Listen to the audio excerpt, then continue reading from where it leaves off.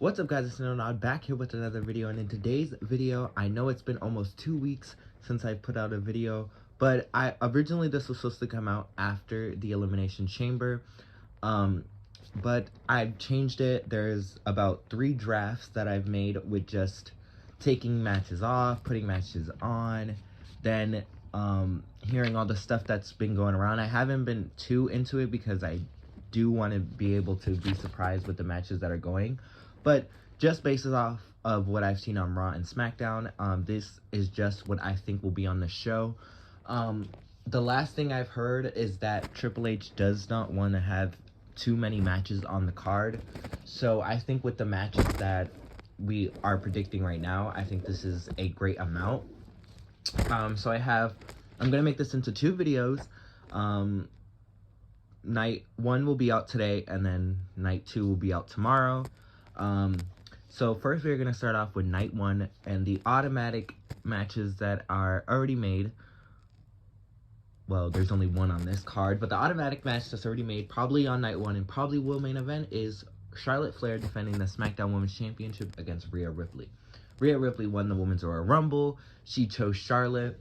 Some people were saying that she should have chose Bianca, and just based off of how the storylines are going, maybe it would change. There's still a month left to build up, but I kind of wish she did go after Bianca, because they still have a bunch of unfinished business when Rhea was supposed to get the championship match against Bianca at Money in the Bank, but then had that scare injury. But it is also a good thing that she picked Charlotte, because she's never beaten Charlotte actually one-on-one. I know she's had victories over her, but never in a one-on-one match. So it'll be interesting to see how this match goes. I know the matches are going to be great, and hopefully it does main event. So yeah. Next match, I think it will be announced probably either on Friday or maybe next week. We are going to have a singles match between Bray Wyatt and Bobby Lashley. Now, originally when Bray said he was going to go after the winner of Lashley versus Brock, I wasn't too excited because it was very random, and I thought they were going to go with the Howdy and Bray story. But this is very interesting too. I mean, Bray, he's very good with character work, and Lashley is very good playing kind of, I don't know. Lashley has a character, but I don't know what it is. It's not, obviously he's a dominant force, but there's something else with this character that I like that he does. So this match, I don't think it's not going to be a 5-star match, but I think the story could be very good, but it's mostly going to be carried. The story is going to be carried by Bray. Maybe we'll see Lashley go to SmackDown, but I don't know, because we've never seen Lashley on SmackDown in since 2008, I believe they said, or something like that. So I don't know if Lashley will go to SmackDown. I think it will be Bray going to Raw, probably. So yeah, I think that match is probably going to be confirmed. And who knows, this match might be better than people think it's going to be. Next up, last night we seen Becky Lynch and Lita become the new Women's Tag Team Champions. A shock to me. I thought Damage Control was definitely going to go into WrestleMania and challenge Ronda and Shayna. That's the original matches that I had on my 2 other drafts. But just based off of what we've seen, I think they should do it. But there's a lot of speculations that it could be another match. I think they're going to do Becky and Lita defending the titles against Damage Control and Ronda and Shayna in a triple threat tag match. They could add maybe Chelsea and Carmella, Liv and Raquel, Natty and Tegan, or Natty with whoever she wants to team with. But I think just these 3 would be good, and usually we see the women's tag team titles defended in multi-team matches.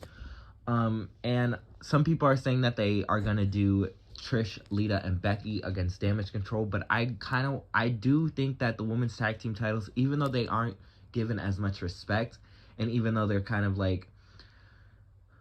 I don't know, they're not treated the same as other titles are, I do think that they deserve to be defended on the show of shows. I think every title deserves to be defended. And I think that possibly Ronda and Shayna would take it. I don't think the Damage Control would win it right back. And I don't think we're going to see Lita and Becky a team after WrestleMania. So I think Ronda and Shayna would be the best decision if this match happens. And also I don't think they're going to keep Ronda off the show, because if they do the 6-woman tag, who's Ronda going to face? And I know people don't like Ronda, but she is a name and she does bring eyes to WWE. So I think it would be a good thing to have her on the show. Next up, we have this rivalry that's been going on since SummerSlam, and I can't believe it's been going on that long, even though they had a little break. It is going to be, I think, Brood Edge against Demon Finn Balor in a Hell in a Cell match. I have been waiting to see Demon Finn Balor back for a while, and especially I think it would be great to see a purple and black Demon Finn Balor. We've usually seen him with red and black, but now that he's in Damage Control, Judgment Day, their color is purple and black, or maybe even a silver. I don't know. I think it would be great to see Demon Balor back, especially on the Show of Shows. And then Edge, Brood is the only person I think could be. I don't think they should do regular Edge. I think it should be Brood, even though Brood Edge and Edge are kind of the same thing. It's just a different feel to the match, and I think it would be it would put more stakes in the match to have it as those two characters. And Hell in a Cell is a great way to end a feud. And I do believe that they're not going to continue the Hell in a Cell pay-per-view as a regular pay-per-view starting this year. So we'll probably see it every once in a while, and this is a great match to have it with to finally end this feud. Next up, we have the Undisputed SmackDown and Raw Tag Team Championship match, and I think it's pretty obvious. Maybe they could add another team, make it a triple threat, like with the women's tag, I think. But right now, I think it's going to be the Usos taking on Kevin Owens and Sami. Now, this is very confusing, and this is the one that I don't know what could happen, because KO and Sami aren't on 100% terms already. I don't know why Kevin Owens is not siding with Sami and stuff. And then the Usos haven't been on 100%. So I don't know what is going to go on with this, but I'm very interested in what could happen. And this match is going to be great either way. And I just want to see Kevin Owens finally become a Grand Slam champion.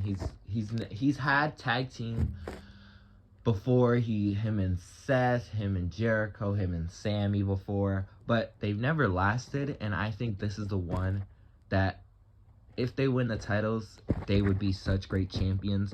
Who knows, they could just hold it until Backlash and then lose it. I don't know what could happen, but I would love to see this match happen. It would kind of be like, how do you say? It would kind of like not end the feud between Bloodline, Sami, and KO, but I don't know. I don't know how to describe it, but I think it would be great for the rivalry to keep all four of these on the show, but away from Cody and Roman. That's what I'm trying to put it out.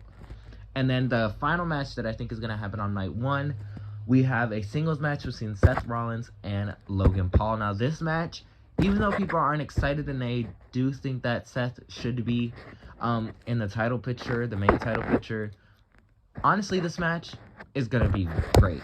Seth most likely will pick up the win. I don't think that Triple H would have Seth lose on the grandest stage of them all again.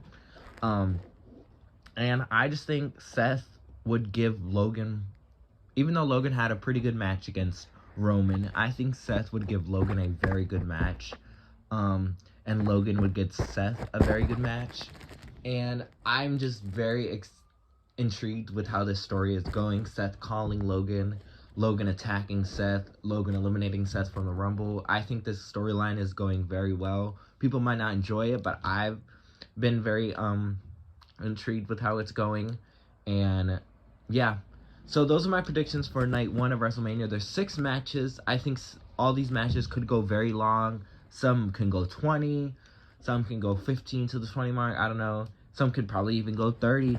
Edge and Balor could go like that. But I think each match, I kind of don't like that the matches might be getting decreased wise with how many, and a lot of people are being left off, like probably Ricochet, Braun, Liv, probably Raquel, Natalia, so Damien, so many people might be left off the show. But I do think, like people say, quality over quantity. And a lot of these matches could bring a lot of great matches that you look and be like, the WrestleMania 39 was the biggest WrestleMania because it had the biggest matches and a lot of the great matches that we see at WrestleMania.